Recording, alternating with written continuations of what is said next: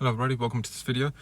This is part 2 of my WAN Architecture series. So I really apologize for the delay in getting this video out. This video should have been out a lot earlier than it has been. But so I really apologize for this, and I hope this doesn't happen again in future. There was some other videos that were scheduled, and I'm working hard to get them out as soon as possible as well. So I apologize for these delays. Hopefully this won't happen again.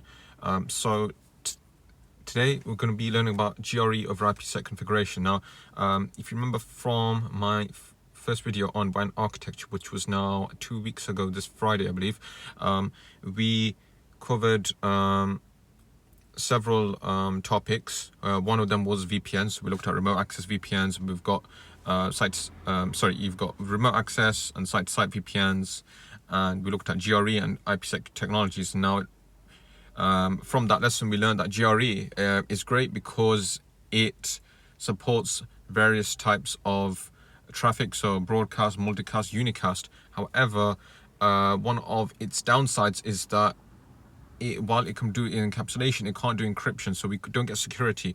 However, on the other side, we've got IPSec. Now, IPSec is great because it provides encryption. However, the problem with IPSec is that it only supports unicast traffic, so we can't send OSPF traffic, EIGRP traffic, and all these various types of traffic down an IPSec tunnel. So what do we do in this situation? Well, we bring these two technologies together, GRE and IPSec, to create GRE over IPSec, and now we really get the best of both worlds here. So it's a really great technology, and really looking forward to talking about this in this video. So we are going to be looking at a lab. I have a lab to show you, which is set in California, where we have four routers connected, and we want to create a GRE over IPSec tunnel. So this is our topology, okay? So we have here four routers, okay?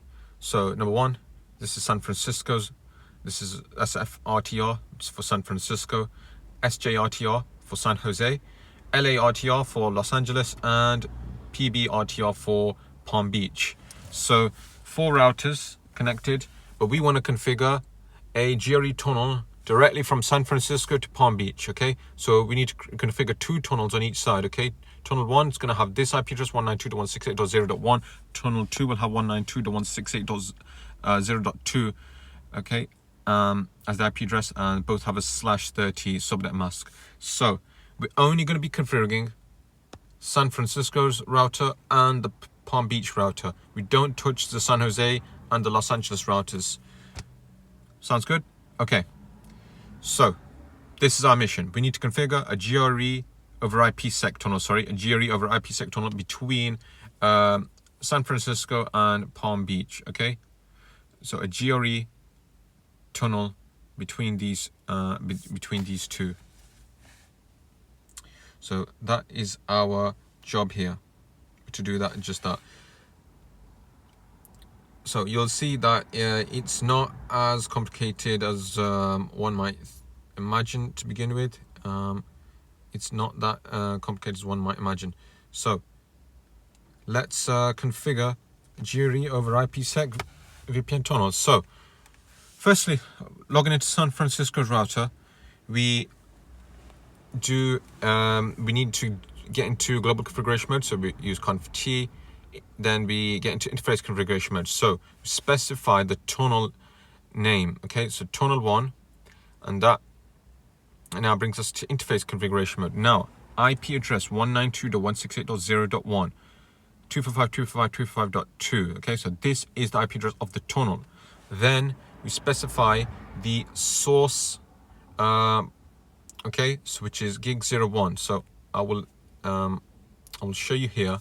So gig01 is the source, okay? That port there on the the egress port there on the San Francisco router, okay? Gig01, tunnel destination 195.51.100.2, which is here, this ingress port here for Palm Beach router. the Palm Beach router. Okay, so we do just that. Tunnel destination 195.50.100.2, and that brings the tunnel up. Okay, the interface tunnel change state to up. Now we come out of interface configuration mode, and then there we have it. Okay, so we have the tunnel now configured. This tunnel 1 is configured. Now we need to do the same thing on tunnel 2. On the Palm Beach router, we need to log into the Palm Beach router.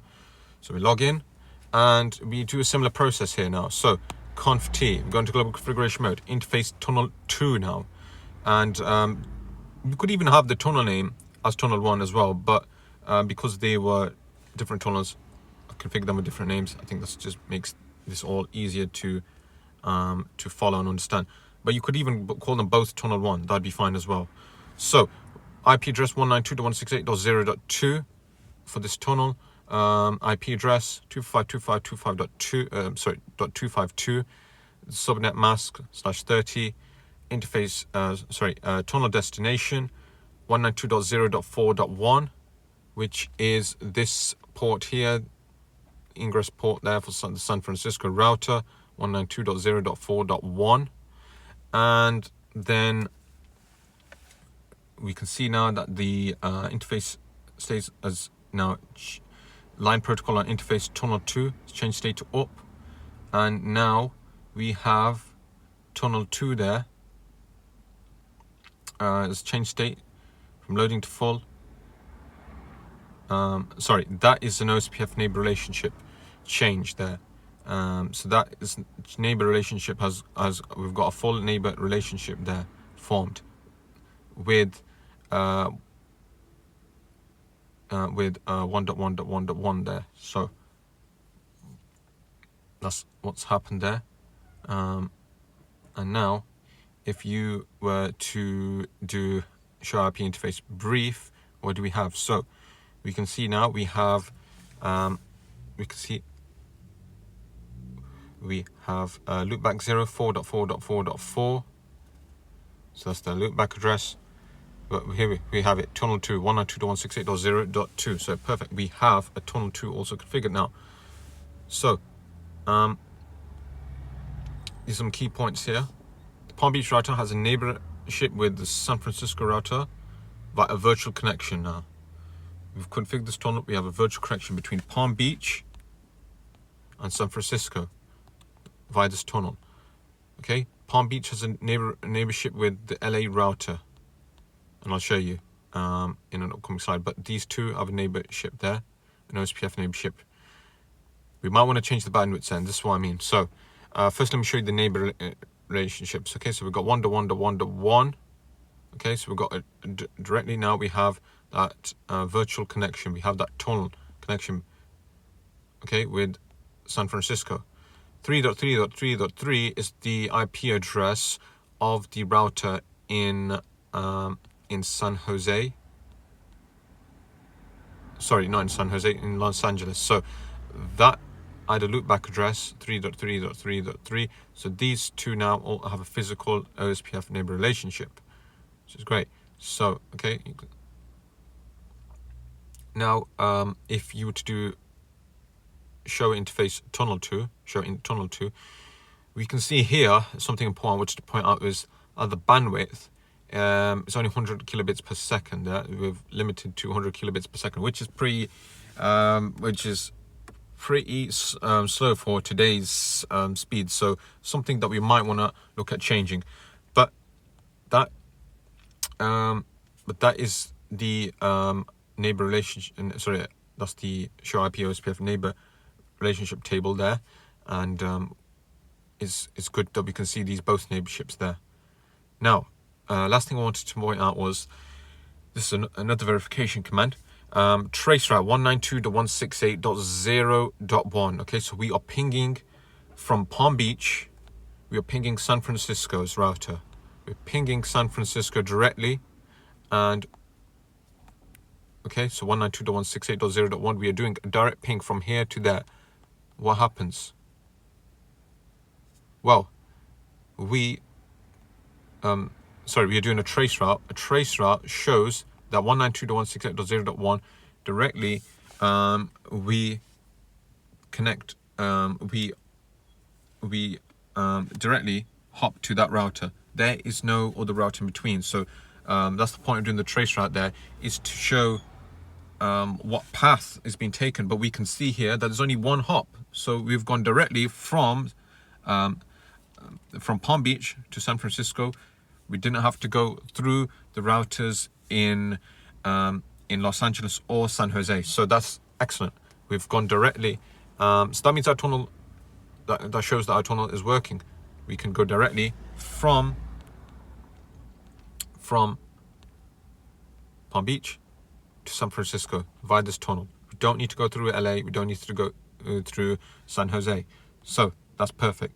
So that brings me to the end of the lesson. So thank you guys so much for watching this video. And I look forward to seeing you guys in another video. Thank you for watching. Take care. Bye.